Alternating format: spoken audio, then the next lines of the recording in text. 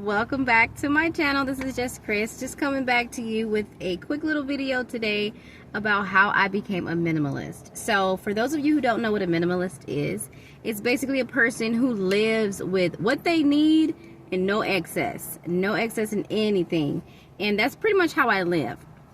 Now I have became this way over the years because of kind of forced entry. So basically it started when I was in college.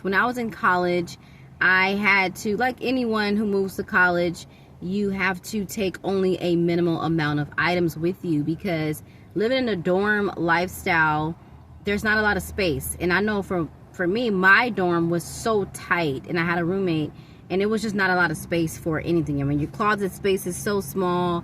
You don't have a lot of room for your shoes and your clothes and all of that. So you have to downsize so much. But one thing about my college was that every holiday, every spring break, every Christmas, every Thanksgiving, every summertime, like you have to pack up and move out of the dorm, like completely pack up.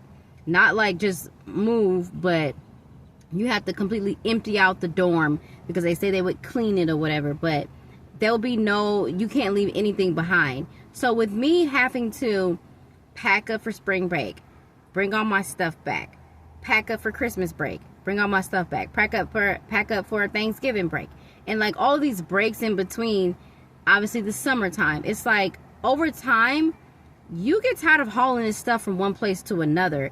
And then I realized, I need to minimize what I have. I need to minimize what I have, and I need to downsize. So going from like 20 pair of shoes to going to more like 10, and then eventually going down less than that. And then you realize I don't actually need all these tennis shoes. I have my one good workout pair of shoes, my regular walking shoes, my flip-flops, and maybe my pair of sandals, and maybe some nice decent shoes to wear to church, and maybe 2 pair of heels.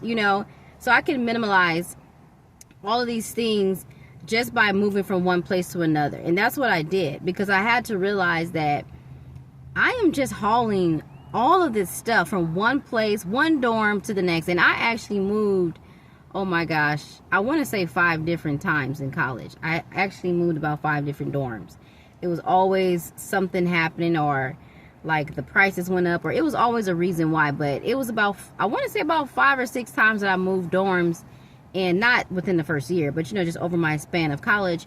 And that is a pain. That's a pain, going from one place to another, hauling the same stuff in and out, in and out, in and out. So what I've realized over the years, by putting my stuff in storage and traveling and coming back and hauling things from one city to the next, and it's just a lot. It gets to be a lot.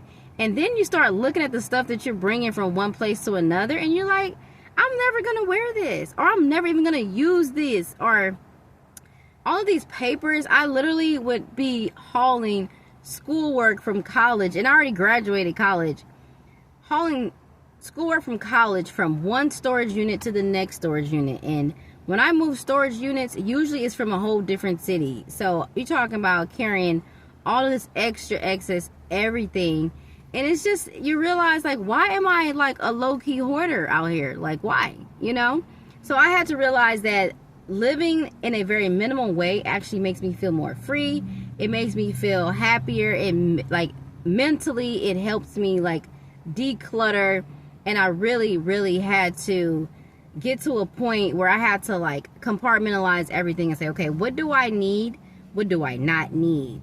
Because I was that type of person. I kept all the receipts and all the papers from here, and the apartment, like the papers from my first apartment, my first lease I signed, and like it's just all this extra stuff. And I don't think there's anything wrong with like keep holding on to some things, but man, you talking about, I had boxes full of old photos and just all of this stuff. It's just like so much stuff that I'm hauling from one place to another, when really it's time to declutter. It's time to minimalize everything you have.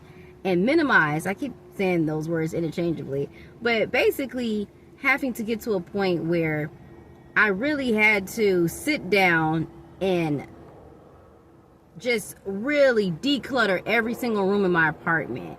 And right now I don't have the apartment, so I can't really show you, but you can just imagine Like in my kitchen, I have everything I need. I have my blender, my rice cooker, my pots and pans, and everything that I need. There is nothing in my kitchen that well, when I had a kitchen, I didn't have anything extra.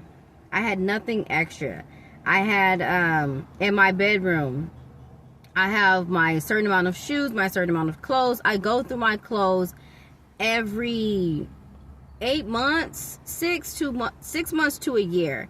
And if I haven't worn it in 2 years or less, or more rather, I have to give it away to Salvation Army or Goodwill or whoever, because I'm just steady piling up a bunch of stuff that's not needed. And the bathroom, extra, just all this excess stuff. I don't have a bunch of extra things like that. I don't have anything extra. I don't have a bunch of extra food. When people come over my apartment, they would always say, oh my God, like, you don't have any food. Well, for one, this year, I used to eat out a lot. Like, I ate out pretty much every day. But before that, I would always cook. But I would get just enough for the week, and I would cook what I need for the week. And then anything extra, like having all this extra food and extra anything, no. I just learned over the years, it makes my mind more free when I can come home to a nice clean place. There's not a bunch of junk everywhere. And I won't say junk, because some people are really good at home decor and all of that. Like, I've been to some people's homes and there's like, it's really nice, but it's like so much. It's like pictures on the wall everywhere and like gadgets everywhere. And it's like all of this stuff everywhere. It like, mentally, it kind of gives me high anxiety and high stress when when I am in environments like that, when I see like so much stuff everywhere, and it's like every place is like filled. It's like no corner you can put anything in, because every corner has something there. And it's like, to some people that's great, but for me, I'm a very simplistic living type of person, and everything is pretty simple. Like, I get straight to the point. Everything's kind of cut and dry. I don't have a bunch of extra anything anywhere. And for me, it works. It works for me because I really mentally, it helps me to just be more calm and collected, and I can think clearer. Sometimes just clean out my car, wiping everything down, it mentally does a lot for me. Or coming home, cleaning up my bathroom, cleaning up the tub, cleaning up everything and revamping everything, cleaning off surfaces and things like that, making sure everything's in its place. That's a really big thing for me. So everything has to be in its place. I don't have anything out of place, unless it's like during the week when I'm busy, but I have to quickly in a few days get everything back in order, because it's very, very, very difficult for me to mentally proceed in the week if things are not in order. So that is the story on how I became a minimalist. It kind of started forcefully, but I've been embracing it ever since, and I can't imagine living any other way. Nowadays, most homes are like 3 bedrooms, and people are like, just get a 3-bedroom home. And I'm like, no, I don't want to get a big 3-bedroom home. It's too much. Like, I don't want extra space. I don't want excess anything. I want exactly what I need, nothing extra. You know what I mean? Unless it's like an abundance amount of money, of course. But as far as like just having a big space for like just extra stuff, I don't even wear handbags. I don't wear purses at all. My sister always makes fun of me because she's like, I'm not a real woman because I don't wear a purse. And I'm like, well, hey, there you have it, whatever. I wear a wallet. I have a wallet, that's it. I got my purse stolen from me so many times, so yeah, that's a story for another time. But yeah, I'm very minimal, and you should try it. You should try going through your closet and going through your spaces and figuring out what do you need and what you don't need, and put some stuff aside, and just walking into a closet, or I'm like sweating out here, just like walking into a closet or walking into a space where you can actually walk into, it's nice, it's refreshing, it's like it does something to you mentally. I really, really, really highly recommend you try it. Try cleaning out your garage or your storage unit or whatever it is that you really don't want to go into, because it's just going to give you anxiety just looking at stuff everywhere.